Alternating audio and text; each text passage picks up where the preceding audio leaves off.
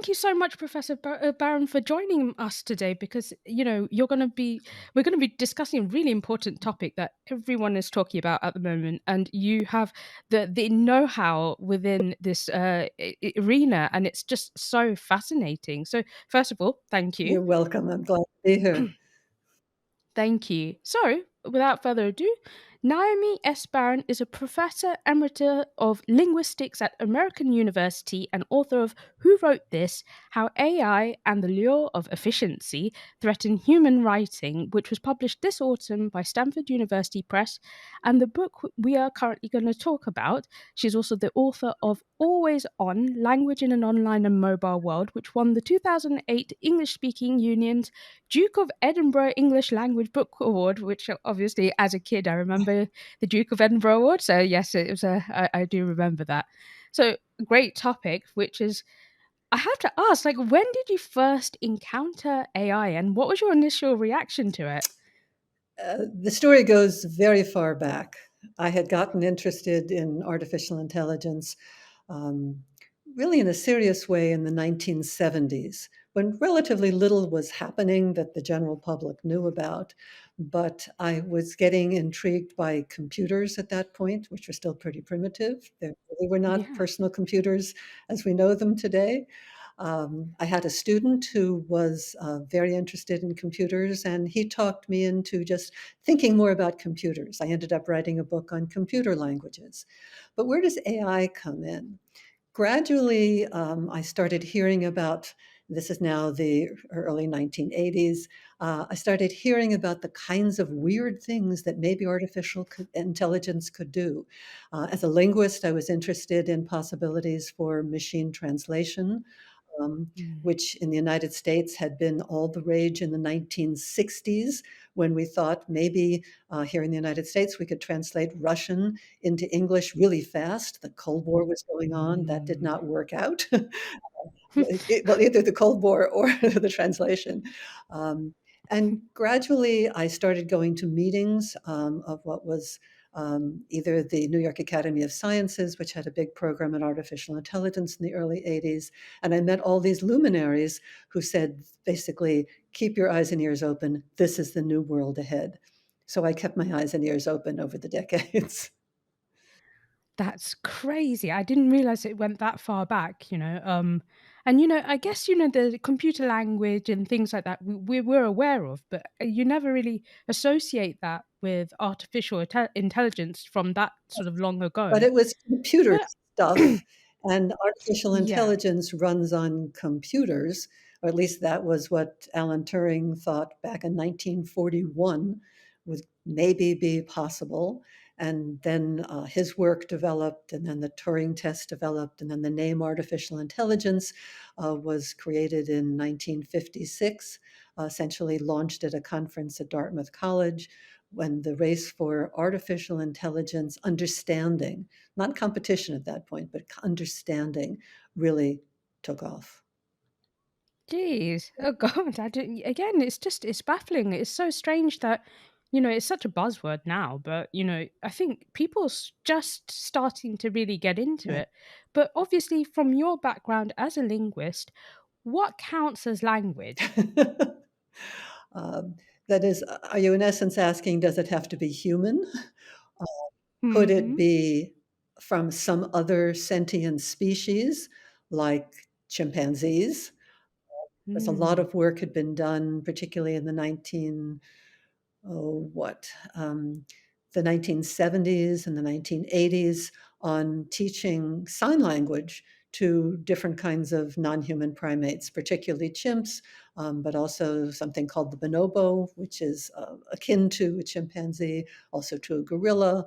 And the question is communication with um, a non-human but sentient being language? And there were all kinds of discussions and books and experts on, is this language, is it not? What distinguishes human language from what, let's just say, a bonobo, which tended to be the smartest of the bunch, Mm. was able to do linguistically. And then there's the question of, well, what about a machine? Um, Mm. at first, it wasn't a question one seriously asked, except if you were playing the so-called imitation game, which was the name that Alan Turing had given to what we now call the Turing test. Can you Mm. discern if communication you're having, and this was all typed at that time, if communication you're having is with a human being or with a non-human? Let me just say that thanks to work of OpenAI and now Google and DeepMind and Meta, that Turing test has been passed. That is now not ancient history, but history.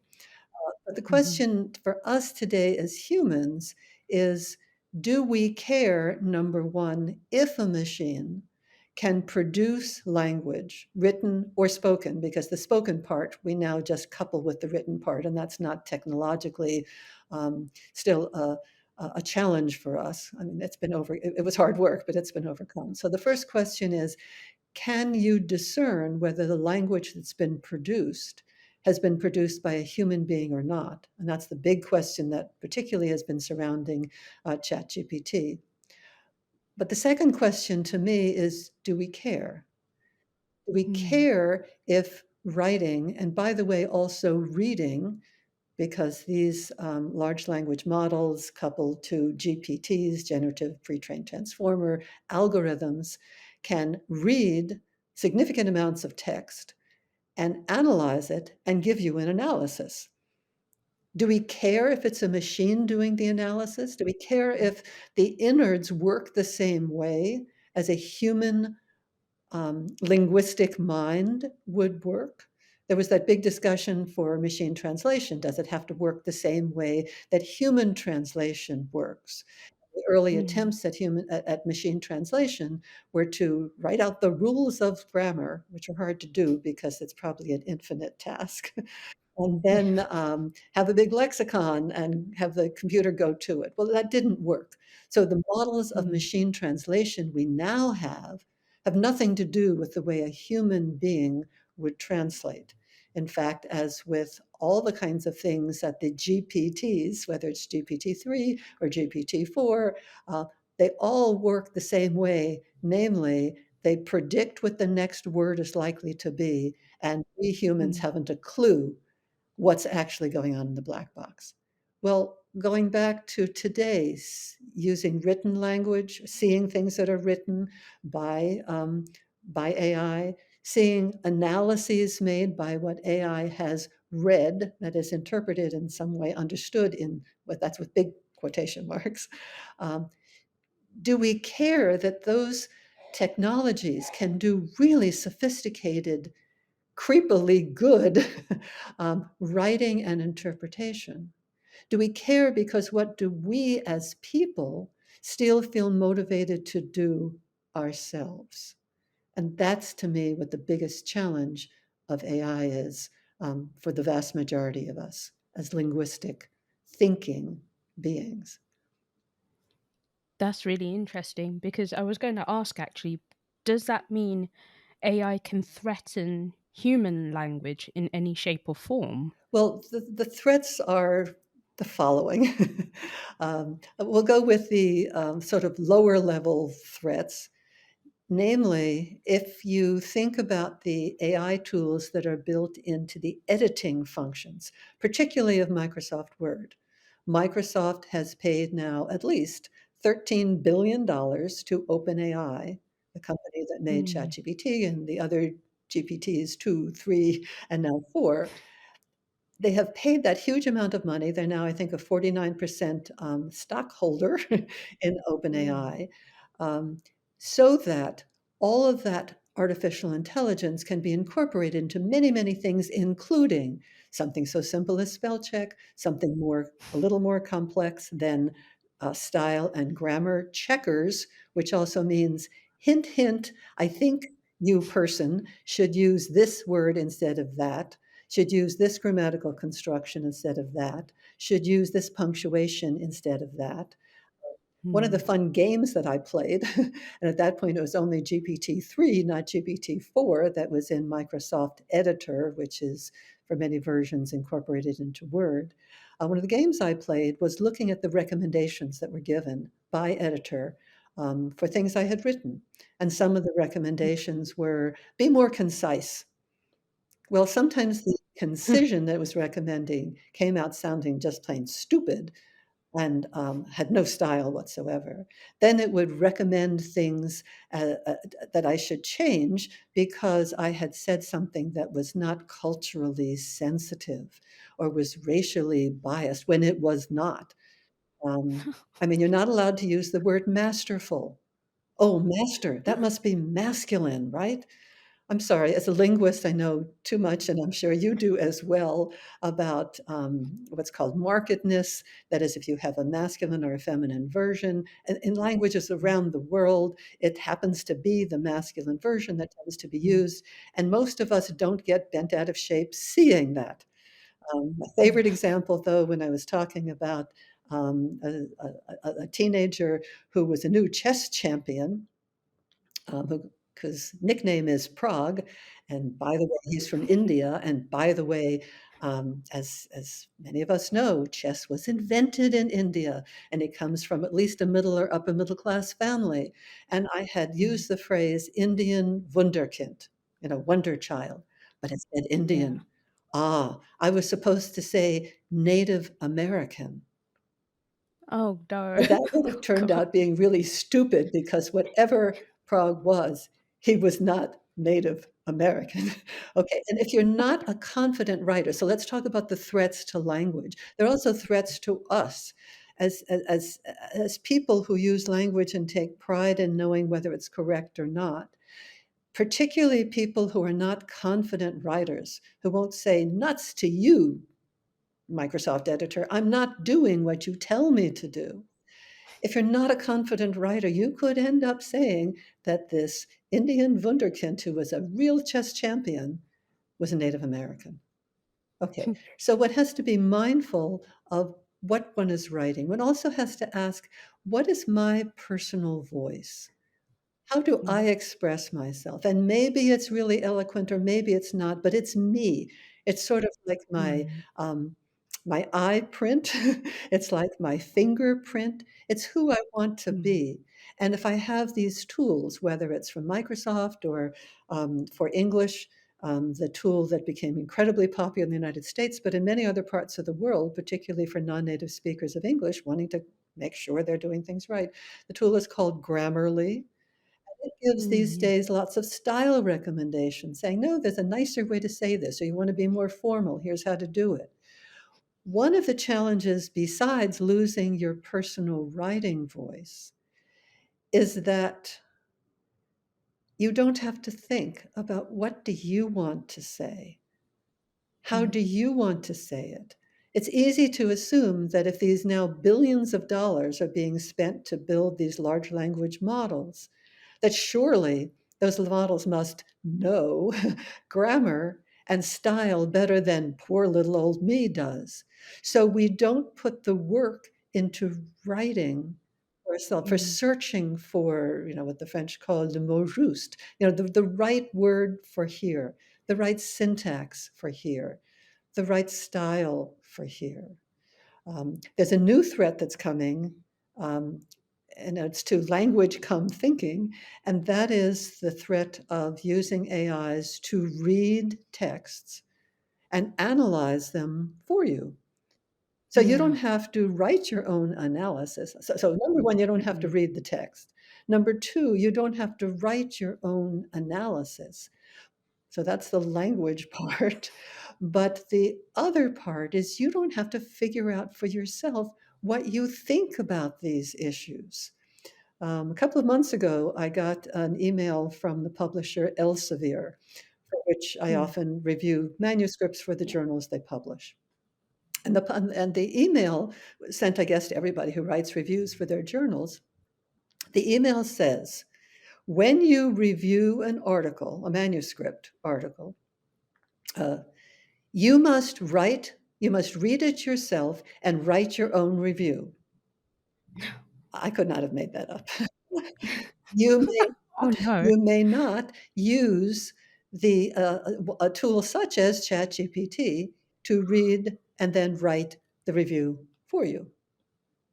And the creepy part is these days, outside of the kind of personalization that a really good reviewer does, when you want to look at logical connections in the article and was the analysis of the data clear, the creepy thing is today's AI tools can do not a great job, but a reasonable job. And if you look at the amount of effort that many reviewers put into reviewing manuscripts, good enough is what they're doing anyway. And therefore, the Mm. editor, in reading a good enough human produced review, won't necessarily see a difference between that and an AI produced review. Oh I see God. these as threats to our humanity. I'm not really concerned about the quality of the review, although I care. I'm concerned about the quality of what happens to us as linguistic, as cognitive beings. That's, it's a perfect segue because actually this weekend I tested something out just as you said, which was there was a tool for book Mhm. analysis, and they managed to get like a passage for Plato's Yes. Republic. Now I've read Plato's Republic, so I was just like, okay, I'm going to see what it Right. says.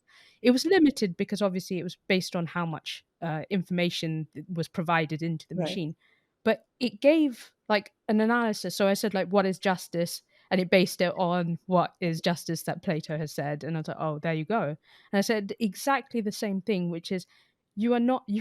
meant to read philosophy to expand your mind, to Right. think beyond yourself. So it was doing it for you. And I was like, that sort of defeats the purpose of philosophy. So it was really unusual to see that. And so I wanted to ask Yes. you, is it is it possible that it's going to alter our minds in the way we write? Well, alter our minds in the sense that we will use our minds less. We will have less motivation to think about what it is we want to say, what it is. I mean, is in quotation marks, because that can be in our minds, that can be in a conversation, that can be in something we write. Um, there was an article that just came out in Wired magazine about a new tool based on the kind of software you're talking about. Perhaps you've read that as well.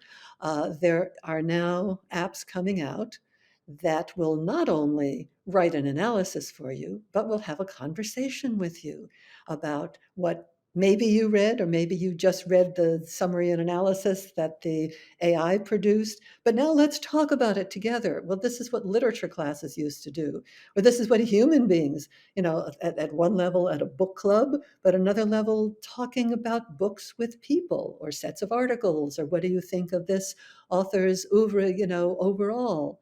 And now, if you want to sort of fine tune the discussion by interleaving something that you as a human have input, now you'll get some response back again based upon this body of text. So, is this really interesting technologically? You bet it is.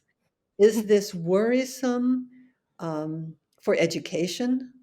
I mean, particularly in the United States, but I actually I was in Norway this last weekend, talking with, this last week, and talking with people from the UK. And at Oxford, they're very worried. What kind of assignment Mm. should I give anymore? Because I don't know who wrote this, right? And trying to ban the use of things like ChatGPT is a losing game. And computer Yeah. scientists are Mhm. pretty clear, no matter how good the AI detection tools become, the AI is getting smarter faster. So that's not going to work. So we need to rethink what education, when it comes to writing, is about. But maybe we also have to think when it comes to having those discussions in a literature class or in a philosophy class. Mm. You know, so, Ms. Basu, what do you think justice meant according to Plato? And this is a conversation. Oh, but you've already got not just the text, but the conversation, because you've used this new app. You've got the conversation that interjected a little bit of you into the discourse. So now you come Mm. across sounding really smart. You still have not read Plato. No, no. So all the backstops of let's do this in person are being eaten away. Yeah, like Professor, that was the tool that I used, the Yes, one that Wired mentioned, yes, because I was intrigued and I wanted to test it out, and I was like, "This is really concerning." yes. But I know that you also mentioned in the book regarding copyright, and so does AI have authorship over its writing? And obviously, it's really complicated now because the regulations aren't, catching up to how quickly it's coming out. So Right. yeah. What is gonna happen in terms of Okay, authorship? so let's take your country of residence and mine. We'll take the UK and we'll take the United States. The copyright laws in both countries are crystal clear that something that is written and wants that somebody or other wants, or something or other wants to have a copyright on, must be done by a human. And those laws still obtain, and that's true in most of the rest of the world.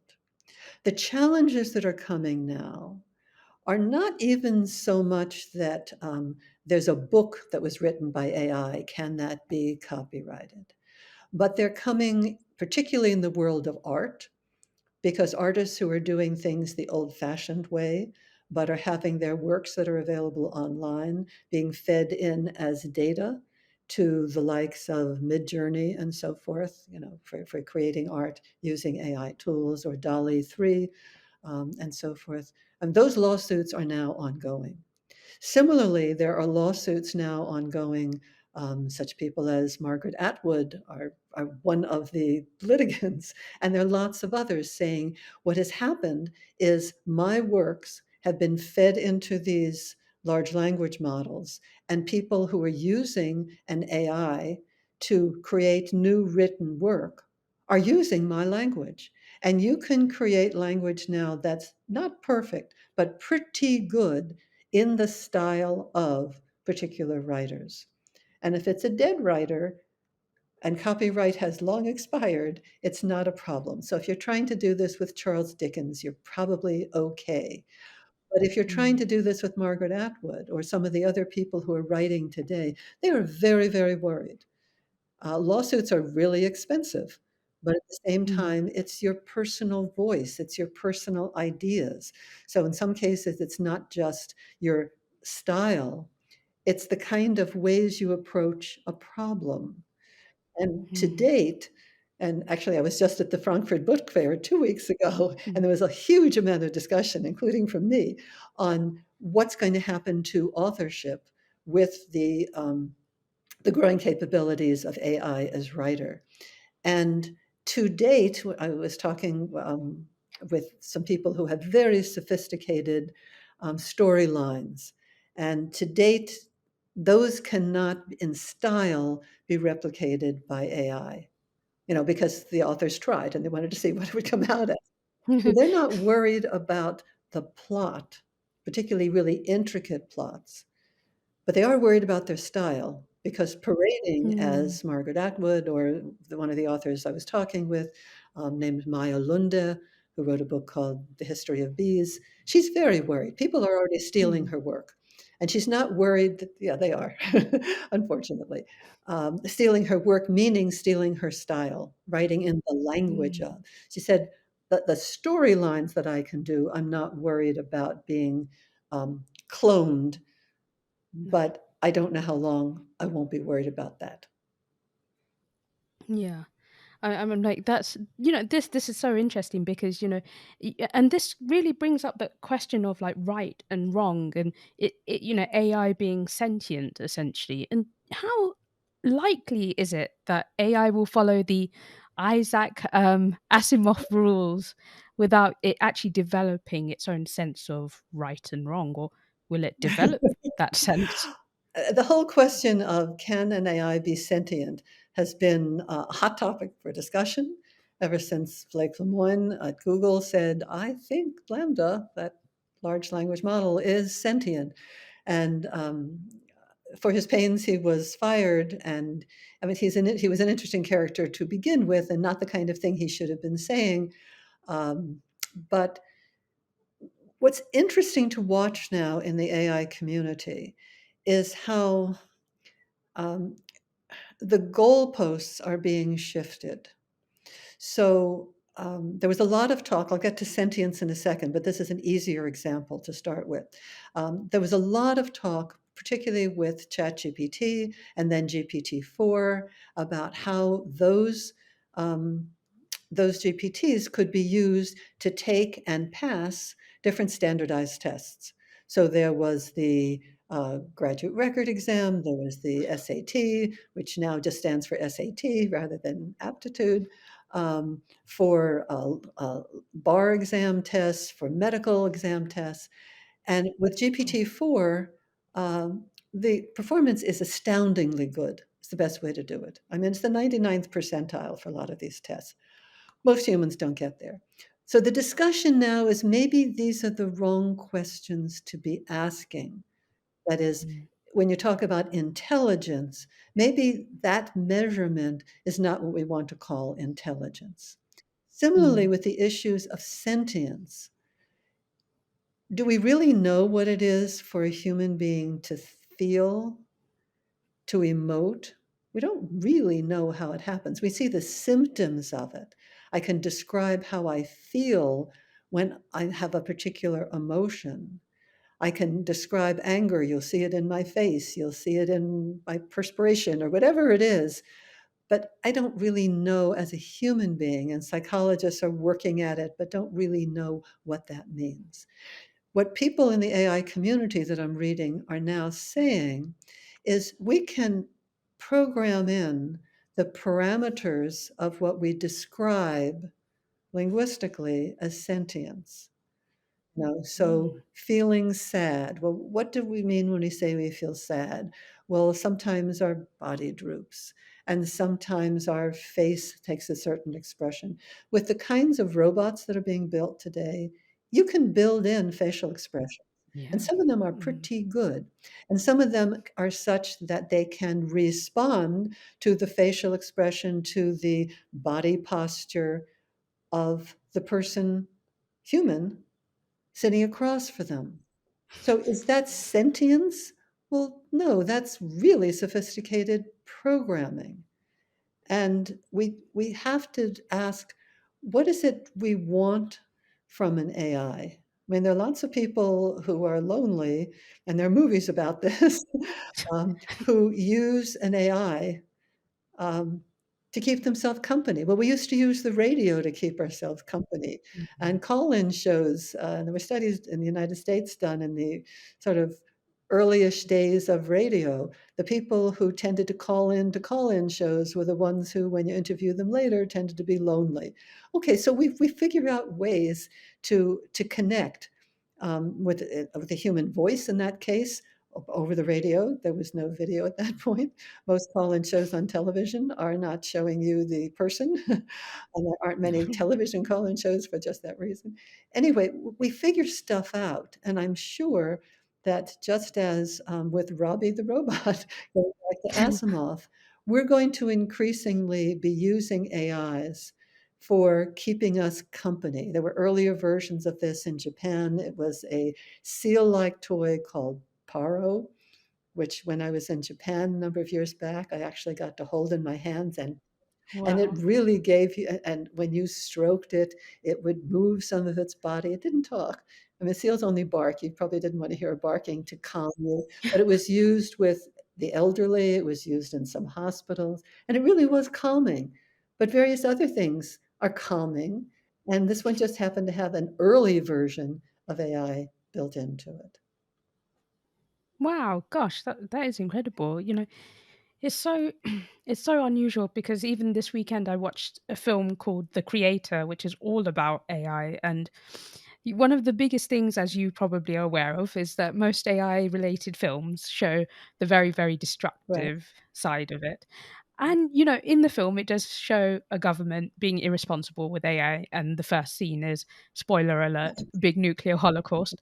And so I was wondering, why are governments or corporations not really taking responsibility or being responsible in its rollout? Because it's just sort of flying. And you've seen OpenAI's creators are already kind of half regretting what they've done. So it's kind of bizarre. Okay, so the people who are regretting predate OpenAI. The people who are regretting are people um, like Jeffrey Hinton and Joshua Bengio. There was a third of the so-called three godfathers of AI. I mean, there was AI before then, but we'll call these, they have been labeled the three godfathers. One of them, um, Jan LeCun, doesn't regret, and he's still working, I Mm. believe, for Meta. All right. Uh, Jeffrey Okay. Hinton, who was one of the creators of the algorithms that later became were based on neural networks and later became the basis of um, GPTs and then coupled with large language models. Um, some have regrets, some don't. The real turning point was in 2012 when Jeffrey Hinton and his students at the University of Toronto, one of whom was Ilya Sutskever, who now is a big figure in OpenAI, when they brought together the use of neural networks for Mm. doing image recognition. Okay, so there's regret from some, but not from all. As for why governments are not doing anything, well, two sets of governments are trying. Um, the European Union has been working much Mm. longer and much harder, even beginning with privacy laws, which the United States doesn't come near. And now it's been trying to get legislation passed for EU countries. I'm sorry, not the UK. Maybe they'll adopt Yeah. something No. um, to really have guardrails for AI. There have been some initiatives with the Biden administration in the United Mm. States, and I understand that today there's going to be an executive order coming from the White House for the United States saying we really have to be mindful. We have to be careful Mm. about what AI can do. The problem is to put any teeth in that, you need our Congress to pass legislation. And without getting into politics, let's just say that it's not going to happen anytime soon. So there's awareness of a number of people. There's growing awareness what governmentally we can do in the United States um, is probably less than I'm hoping at least the EU can carry off. The problem is most of the innovation now is coming from the US, so Silicon Valley.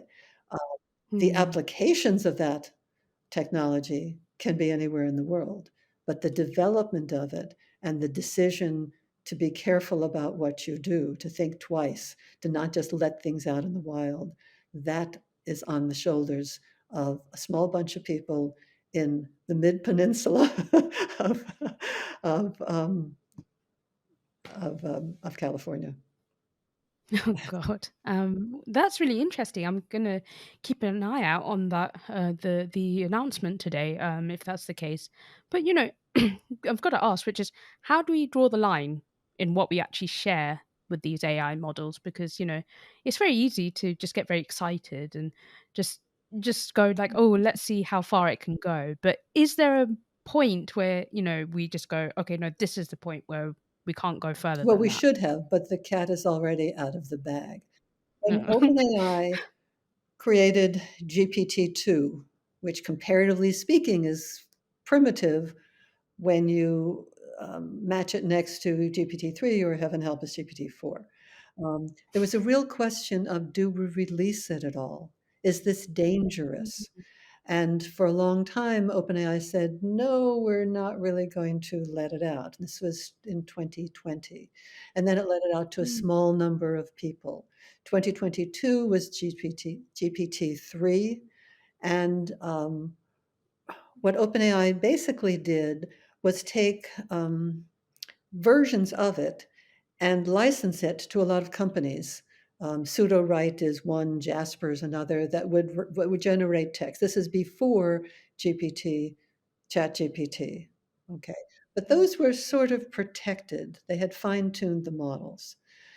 ChatGPT, which everybody got all excited about, is a very fine-tuned models where thousands and thousands of hours of human beings fine tuning. It's called reinforcement learning. Is this a good, so you take something that was generated and a human being would have to say, yes, that's a good thing to generate, or no, that should never appear. It was a very curated model. So ChatGPT was actually comparatively safe. Then there's a Mm. company called Anthropic, which is headed by people who used to work for OpenAI, and from what I understand, had wanted OpenAI to be more cautious about what it's releasing. And OpenAI was not, and they left and they started their own company, which now has many billions of dollars of startup support from Google and from Amazon, because that's the only way you can compete with OpenAI and Microsoft's money. Yeah. And Anthropic is absolutely dedicated to making things as safe as possible. I mean, their bot is Mm. called Claude 2, and it's just starting to get some traction. Similarly, there are a lot of universities that are saying, we don't have the billions of dollars to invest in this research. And if companies like OpenAI are saying, we're not going to show you how we put this model together, then who knows what's in there? And who knows what the Yeah. problems are going to be? And what the universities are asking is, let us have access to how the model is functioning. I mean, we don't really know for any given search what it's doing, but knowing how the algorithms are put together for that particular model, what the layers are to make it function, let us in on that, because then we're going to do safe research. One of the moves of the Biden administration, I think it's going to be in the executive order today, is to say the large companies that are building these models and in some cases letting them out, like Meta is just putting things out for the public, to Yeah. say you must what's called red team, that is, see how you can break the models. Everybody's got to try to see what goes wrong so you can stop danger. And Mm. we'll see to what extent money drives what we do as opposed to ethics. And I'm afraid I sort of know how that plays. Yeah. I was just like, "Oh," I think, yes, it's almost like a rhetorical question, isn't it? Regrettably. Uh, yeah. Yeah, it's just fascinating, and, and lastly, like, I'm gonna be honest with you, I had, like, a million questions, but I was like, I'll get to this final one just because, I don't wanna take up too much of your time, but yes, that was my fear as well. I've been to so many of these conferences recently, and exactly the same sort of mentality as you said. Originally, it was like, "This is going to help us." So there was all these guys on stage saying, "This is how we can use it."